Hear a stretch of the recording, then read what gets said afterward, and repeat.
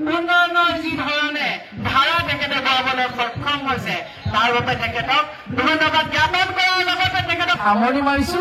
আকৌ এবাৰ আপোনালোকৰ সুন্দৰ বাবে আপোনালোক সকলোকে ধন্যবাদ জ্ঞাপন। মাননীয় আহি আছে অসমৰ মুখ্যমন্ত্ৰী ডক্টৰ ডাঙৰীয়া, ইয়াত আহি আছে আমাৰ অসম ৰাজ্যিক বিজেপিৰ সভাপতি দিলীপ ভূঞা, আমাৰ লগত আহি আছে অসমৰ অন্যতম মন্ত্ৰী কুমাৰগিৰি গোৱালপাৰা জিলাৰ বিজেপি 20টা সমষ্টিত পৰিণত কৰা বৰ সন্মানীয় কেণ্ডিডেটসকল, সভাপতি সম্পাদক প্ৰমুখ্যে সন্মুখ যৌথ সংগ্ৰাম কমিটিৰ জনগোষ্ঠীৰ 34টা সংগঠনৰ সভাপতি সম্পাদক প্ৰমুখ্যে তেখেতসকলৰ কৰ্মকৰ্তাসকল, ইয়াত উপস্থিত থকা গোৱালপাৰা জিলা বিজেপি আমাৰ নিৰ্বাচন যি 2025 এইটো নিৰ্বাচন আমাৰ 3বাৰৰ কাৰণে নিৰ্বাচন। গোটেই দৃশ্যসকলে অৱগত যে প্ৰথমৰ নিৰ্বাচন আছিল, দ্বিতীয়বাৰৰ কাৰণে নিৰ্বাচন আছিল, সকলোৱে অৱগত যে সি 2011 বছৰ যৌথ সংগ্ৰাম কমিটিৰ মুখ্য কাৰ্যবাহী সদস্য তথা আমাৰ শিৱ ডক্টৰ চাহাবৰ নেতৃত্বত দ্বিতীয়বাৰৰ নিৰ্বাচন আছিল। সেই নিৰ্বাচনত যৌথ সংগ্ৰাম কমিটিয়ে নিৰপেক্ষ ভূমিকা লাভ কৰি বসবাস কৰা আমাৰ জাতি জনগোষ্ঠী সমাধিকাৰ সমন্বয়ৰ লক্ষ্যৰে যে আগবাঢ়িছে সেই লক্ষ্য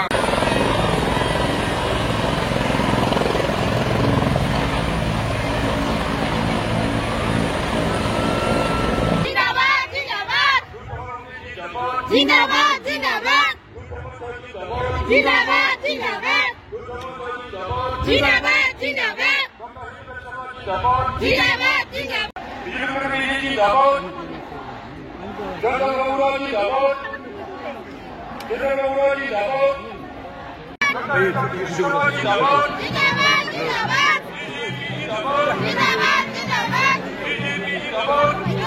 জিন্দাবাদ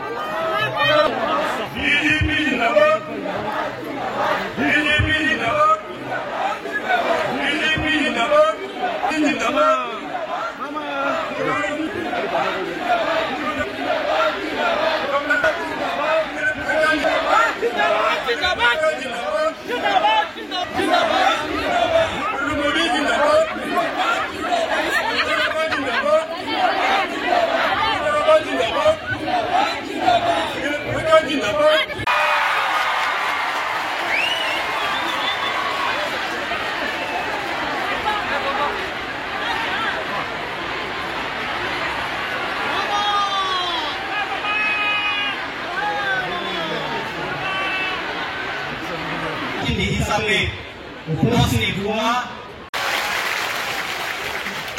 হিমন্ত বিশ্ব শৰ্মাদেৱক তেখেতক আমাৰ মাননীয় সাহিত্য পৰিষদৰ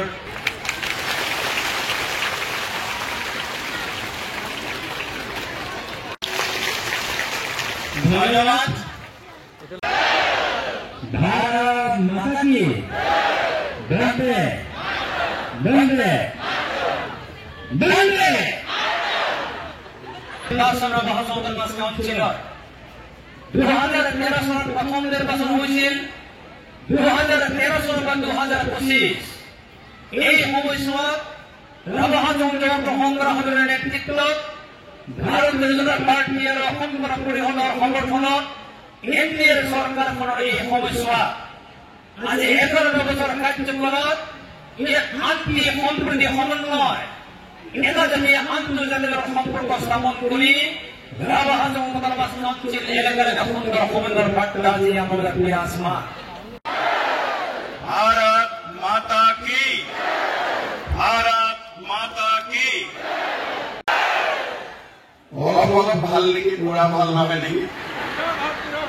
माता की এতিয়া লাগিছে পুৰা ভাল একদম হয়নে আমাৰ পাছত 2 এপ্ৰিল তাৰিখে অনুষ্ঠিত হ'ব গোৱালপাৰা জিলাত 20টা সমষ্টিত নিৰ্বাচন হ'ব এটা সমষ্টিত ইতিমধ্যে ভাৰতীয় জনতা পাৰ্টিৰ প্ৰাৰ্থীগৰাকী বিনা প্ৰতিদ্বন্দ্বিতাৰে নিৰ্বাচিত হৈছে মই আমাৰ প্ৰাৰ্থীসকলক অলপ সন্মুখলৈকে আগবাঢ়ি আহিবলৈ অনুৰোধ জনাম আমাৰ গোটেইকেইজন কেণ্ডিডেট ইয়ালৈকে আহক আগুৱাই আহক আমাৰ প্ৰাৰ্থী আনন্দী চৰকাৰ ডাঙৰীয়া আগুৱাই আহক আনন্দী চৰকাৰ একেবাৰে ডাঙৰ হাত চাপৰি বঢ়িয়া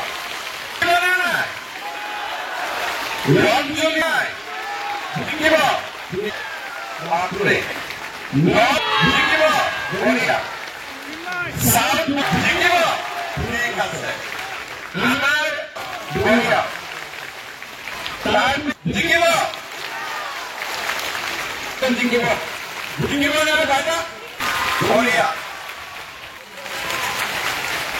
খুব আশাজনক আমাৰ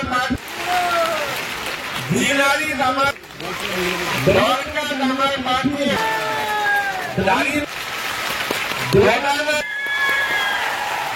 কাঠাগুঠি আগিয়াত আমাৰ প্ৰাৰ্থী আৰু বিনা প্ৰতিদ্বন্দ্বিতা জিকি গৈছেতো ভাল কৰি হাত চাপৰিবা হ'ব জিকাবনে নাই আৰু কিছুমানত আপোনাৰ পদুম ফুলত ভোট দিব লাগিব হয় নে নহয় পদুম আৰু টিভি একে হয় নে নহয় টিভি মানে পদুম মানে ডাঙৰ কৰি ক'ব লাগিব টিভি মানে পদুম য'ত য'ত টিভি তাতে আমি টিভ মই নকলে নাই দেখিলে ভোট দিলে হ'ব আৰু পদুম দেখিলে ভোট দিলে হ'ব এতিয়া মই আপোনালোকক প্ৰথমতে মই টংকেশ্বৰ ৰাভা ডাঙৰীয়াক ধন্যবাদ জনাম যে ৰাভা হাছন যৌথ সংগ্ৰাম সমিতি আৰু বিজেপিয়ে লগ হৈ এইবাৰ ৰাভা হাছনত প্ৰতিটো জাতি জনগোষ্ঠীকে টিকেট দিছে ইলেকশ্যন উঠিবৰ বাবে সুবিধা দিছে আমাৰ সাধাৰণ মানুহেও পাইছে ৰাজবংশী মানুহেও পাইছে গাৰোৱেও টিকট পাইছে বড়ো সমাজেও টিকট পাইছে ৰাভা সমাজেও টিকট পাইছে আমাৰ বঙালী ভাষী লোকেও টিকট পাইছে এইবাৰ ৰাভা হাছনত সকলো লোকে একগোট হৈ ৰাভা হাছনত আগুৱাই লৈ যোৱাৰ বাবে সংকল্পবদ্ধ হৈছে মই তাৰ বাবে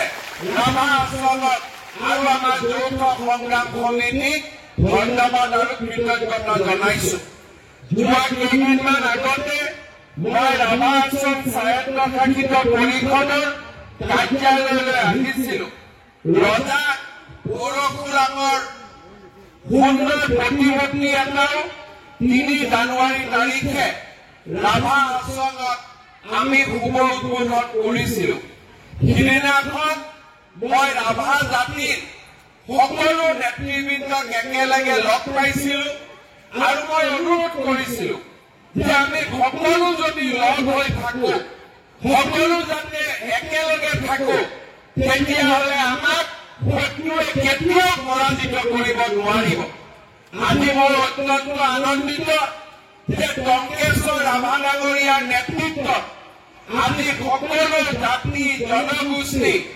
একত্ৰিত হৈ ৰাভা হাছন স্বায়ত্তশাসিত পৰিষদত নিৰ্বাচনত অৱতীৰ্ণ হৈছে মোৰ বিশ্বাস এইবাৰৰ নিৰ্বাচনত 100ৰ ভিতৰত 99 নহয় আপোনালোকে 100 নম্বৰ দি বিজেপি আৰু ৰাভা হাছন যৌথ সংগ্ৰাম সমিতিক পৰীক্ষাত পাছ কৰাব লাগিব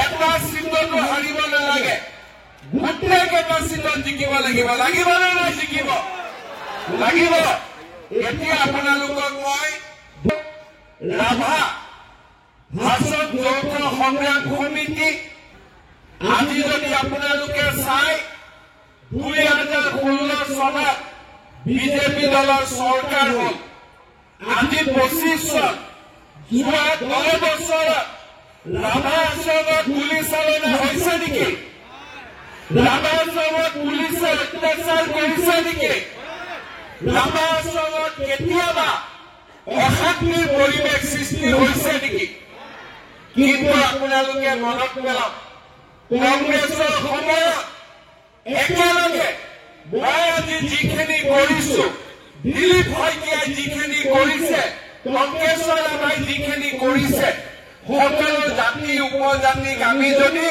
একেলগে লগ লাগি সকলোকে একত্ৰিত কৰিলোহেঁতেন তেতিয়াহ'লে কেতিয়াও 26 জন ৰাভা লোকৰ হত্যা নহ'লহেঁতেন পুলিচৰ গুলীত মৃত্যুবৰণ কৰিব নালাগিলেহেঁতেন আজি কংগ্ৰেছলৈ ৰাভা আশ্ৰমত নিৰ্বাচন খেলিব আহিছে মই কংগ্ৰেছত প্ৰশ্ন কৰিম যে ইলেকশ্যন খেলাৰ আগতে যি 26 জন ৰাভা লোকক আপোনালোকে গুলীয়াই হত্যা কৰিলে তেওঁলোকৰ মাক দেউতাকৰ ওচৰত গৈ প্ৰথমতে ক্ষমা খোজক নিজৰ অপৰাধৰ বাবে আপোনালোকে ৰাইজৰ ওচৰত ক্ষমা খোজক আজি তেওঁলোকে ইয়াত তেওঁলোকক ভোট লাগে কিন্তু ৰাভা জাতিৰ ওপৰত তেওঁলোকে যিমান অত্যাচাৰ কৰিলে আৰু আমাৰ মাজত একেলগে মিলা প্ৰীতি কৰাই দিব পাৰিলেহেঁতেন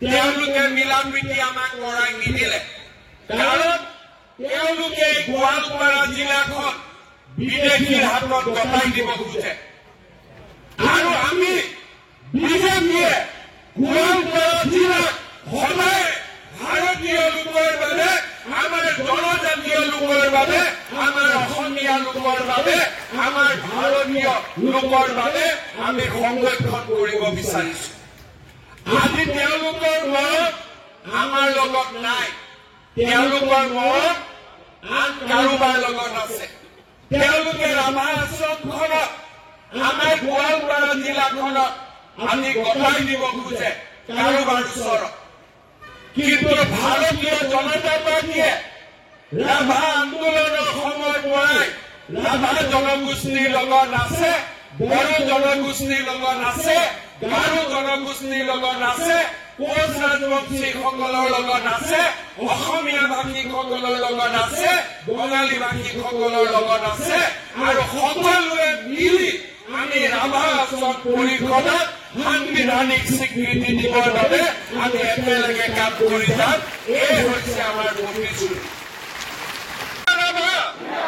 টংকেশ্বৰ ৰাভা শইকীয়া দিলীপ শইকীয়া বিজেপি ৰাভা আশ্ৰম যৌথ সংগ্ৰাম সমিতি ৰাভা আশ্ৰম যৌথ সংগ্ৰাম সমিতি বহুত বহুত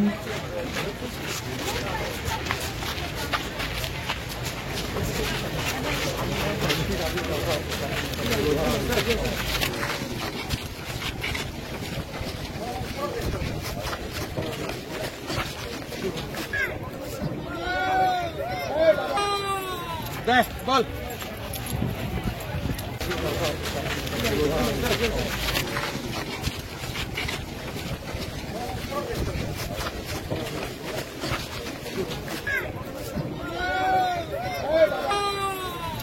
বল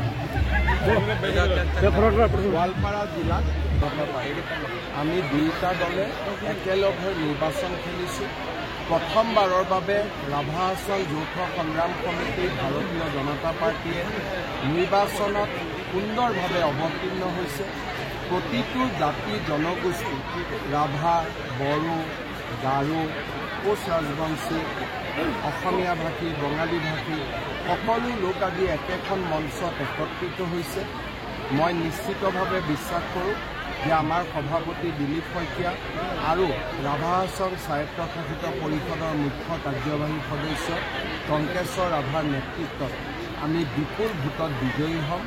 ইতিমধ্যে 3টা সমষ্টিত আমি বিনা প্ৰতিদ্বন্দ্বিতাৰে নিৰ্বাচিত হৈছোঁ আৰু নিৰ্বাচন হ'বলগীয়া 33টা সমষ্টিটো আমি চমকপ্ৰদ সাফল্য লাভ কৰিবলৈ সক্ষম। স্যাৰ ৰাভা হাছং এলাকাৰ যিখিনি জনসাধাৰণ তেওঁলোকৰ জাতিৰ মাতৃ ভিত্তিত ছেভ আছে, কিন্তু এলাকাৰ বাহিৰৰ যিটো সংকট আছে কি কৰিব? চব গোৱালপাৰা জিলাৰ ৰাইজৰ বাবে যথেষ্টখিনি সমস্যা আছে। ইয়াৰ ফৰেষ্ট, ইয়াৰ এয়াৰপ্লেন বিভিন্ন ব্যক্তি আহি দখল কৰিছে আৰু আমাৰ জনজাতীয় থলুৱা লোকৰ অধিকাৰ বহুখিনি কাঢ়িলৈ যোৱা হৈছে। আমি ৰাভা হাছং স্বায়ত্তশাসিত পৰিষদক এটা সাংবিধানিক স্বীকৃতি দিব বিচাৰোঁ, যাতে তেওঁলোকে নিজৰ মাটি বাৰী ৰাখিব পাৰে আৰু ৰাভা হাছং স্বায়ত্তশাসিত পৰিষদৰ বাহিৰৰ অঞ্চলবিলাকত যোৱা 5 বছৰত আমি যথেষ্ট কাম কৰিছোঁ। 4 বছৰত বহুবিলাক এভিকশ্যন হৈছে, নতুন মানুহ অহা 1 টকাৰ বন্ধ হৈছে। মই ভাবোঁ যে আমি এনেকৈ কাম কৰি গৈ থাকিলে অসমখনক আমি সুৰক্ষিত কৰিম। আপোনালোকে ৰাভা হাছং এলেকাটো ইমান গুৰুত্ব দিছে, কিন্তু কংগ্ৰেছৰ গুৰুত্ব দিয়া নাই। কংগ্ৰেছে ৰাভা হাছং স্বায়ত্তশাসিত পৰিষদ 1995ত চুক্তি হৈছিল। 2013লৈকে তেওঁলোকে নিৰ্বাচনেই নকৰিলে। হাইকোৰ্ট গৈ নিৰ্বাচন কৰিবলৈ 24জন লোকক গুলীয়াই হত্যা কৰা হৈছিল। কিন্তু আজি আপোনালোকে বিজেপি দলত চাওক যে পঞ্চায়ত ইলেকশ্যনৰ আগতেই মই ৰাভা হাছঙৰ নিৰ্বাচন পাতি দিছোঁ। তাৰমানে বিজেপি জনজাতীয় লোকসকলৰ অধিকাৰৰ কাৰণে আমি কিমান সচেতন। মোকো কৈছিলে যে পঞ্চায়তৰ পিছত পাতো ৰাভা হাছং। মই বোলো নহয়, মই এদিনৰ কাৰণেও চৰকাৰী অফিচাৰ নহয়।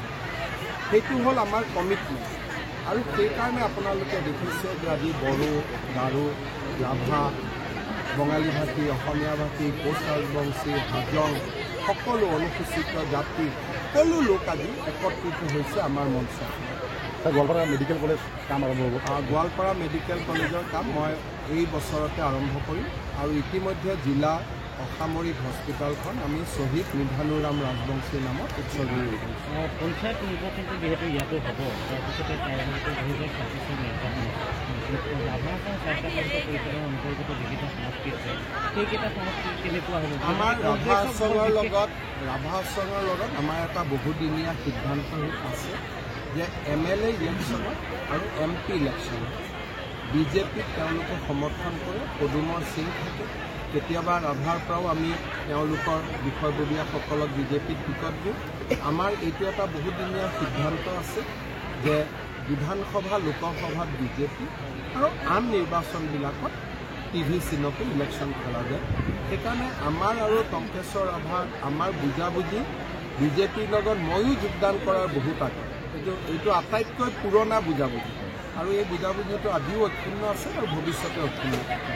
জলস্বৰূপ সমষ্টিত কি পৰিকল্পনা আছে আপোনাৰ? লাহে লাহে চব প্ৰথমতে ইয়াত এটাও নাছিল, এতিয়াতো বকো এক প্ৰকাৰ উদ্ধাৰ হ'ল, পশ্চিম গোৱালপাৰা উদ্ধাৰ হ'ল, দুধনৈ সুৰক্ষিত হ'ল। গতিকে এজন মানুহে যিমান কোবাব পাৰি সিমানে কোবাব পাৰি। গতিকে 4 বছৰত যিমান কৰিব পাৰি সিমান কৰিছে। মাজে মাজেতো মোক বেয়াও পাই যায় দিলুৱাৰৰ এগেইনষ্টত যুঁজি থকাৰ কাৰণে, কিন্তু আমিতো ক'তো হাৰ মানা নাই। য'তে ক'ৰবাত দিলুৱাৰ পাইছোঁ, ক'ৰবাত কিবা পাইছোঁ, যোনে বেয়া কাম কৰিছে সমালোচনাৰ মাজতো আমি আমাৰ কাম কৰি গৈ আছোঁ। ক'তো জিৰণি লোৱাই নাই, যাতে জাতি মাটি ভেটি সুৰক্ষিত আমি কৰিব পাৰোঁ। কিন্তু এইটো ঠিক আজি আমাৰ বাবে আটাইতকৈ আনন্দিতৰ কথা যে অসমৰ ইছলাম ধৰ্মী সমাজখনেও আজি বিজেপিক বুজি পাইছে। চামুগুৰিৰ ইলেকশ্যনৰ ৰিজাল্টে কি প্ৰমাণ কৰে যে সকলোৱে বুজি পাইছে যে এওঁলোকে ভালৰ লগত ভালেই থাকিব আৰু ভালৰ লগত কোনো অসুবিধা নাই। আমাৰ অসুবিধা কাৰ লগত? ভুৱা সাংবাদিক। আমাৰ অসুবিধা কাৰ লগত? ড্ৰাগছ বেপাৰী। আমাৰ অসুবিধা কাৰ লগত? কোনোবাই মাটি দখল কৰে, কোনোবাই আমাৰ ছোৱালীক লাভ জেহাদ কৰে, তেতিয়াহে আমাৰ অসুবিধা। নহ'লেতো চবেই অৰুণোদয়, চবেই মহিলা উদ্যমিতা, চবেই নিযুত মইনা। আমিতো চবকা সাথ চবকা বিকাশ। আজি তেওঁ সংবাদমেল দিছে আৰু অৰুণোদয়ৰ কথা কৈছে, অৰুণোদয়ত কিছুমান পাবলগীয়া মানুহে নাই পোৱা। প্ৰথম এইটোৱে যে মই অখিল গগৈ ডাঙৰীয়াক ধন্যবাদ জনাইছোঁ যে তেওঁ অৰুণোদয় আঁচনিটো সমৰ্থন কৰিছে। আৰু যিসকল দুখীয়া মানুহে পোৱা নাই তালিকাখন দিছে দিলে তাৰ একাংশ ঘিবলি ষ্টুডিঅ' যদি সকলোৱে আপোনালোকে ব্যৱহাৰ কৰিছে এইটো এটা নতুন ট্ৰেণ্ড হয়, ট্ৰেণ্ডি হৈ থাকিব লাগে য়ং জেনেৰেশ্যনৰ লগত। গতিকে Ghibli is a new trend, গতিকে আমি ট্ৰেণ্ডৰ লগত যাব লাগে যাতে ইউথেও সদায় আমাৰ লগত কানেক্ট হৈ থাকিব। তাৰ একাংশ পৰ্টেলৰ বিৰুদ্ধে বিভিন্ন অভিযোগ উত্থাপিত হয়, কিন্তু কিবা ব্যৱস্থা ল'ব নিবিচাৰে। মই কাৰো বিৰুদ্ধে ব্যৱস্থা লোৱাৰ পক্ষপাতি নহয়। মোৰ কথাটো হ'ল যে সাংবাদিকতাটো এটা পবিত্ৰ বিষয়, ইয়াৰ লগত মিক্স হ'ব নালাগে, ইমানেই কথা। বাকীটো একো কথা নাই। যদি আমি সকলোৱে নিজৰ নিজৰ দায়িত্ব পালন কৰোঁ, মোৰ বিৰুদ্ধে আজিৰ পৰা লিখা নহয়, 2001 চনত মই মন্ত্ৰী হোৱাৰ দিনাৰ পৰাই মোৰ বিৰুদ্ধে লিখি আছোঁ। কিন্তু মোৰ বিৰুদ্ধে লিখা সাংবাদিকৰ ঘৰতো মই নিজে বেমাৰ আজাৰ হ'লে তেওঁলোকৰ লগত থাকোঁ, ঘৰৰ বিপদ হ'লে তেওঁলোকৰ লগত থাকিব চেষ্টা কৰোঁ। কিন্তু যদি সাংবাদিক হৈ মই সাংবাদিকতাৰ বাহিৰৰ কাম কৰোঁ, তেতিয়াহ'লেতো আইন সকলোৰে সমান। মই যদি আজি মুখ্যমন্ত্ৰী হৈ কাৰোবাৰ মাটি দখল কৰিব যাওঁ, মোকোতো এৰেষ্ট কৰিব পুলিচ। গতিকে আইন সকলোৰে ক্ষেত্ৰত সমান। কিন্তু মই এইটো কথা বিশ্বাস কৰোঁ যে বিজেপিৰ এটা চৰকাৰ যোনে আমাৰ এগেইনষ্টত ইমান লিখা, কিন্তু কাকো একো নকওঁ। আমাৰ এগেইনষ্টত লিখা মানুহজনকো লগ পালে হাঁহি মাৰি মাত দি মানে এতিয়া আপোনালোকৰ ভিতৰত কিমানে হয়তো মোৰ এগেইনষ্টতে যে আজি লিখিছে, মইতো কেতিয়াও এটাও টান শব্দ নকওঁ। Thank U.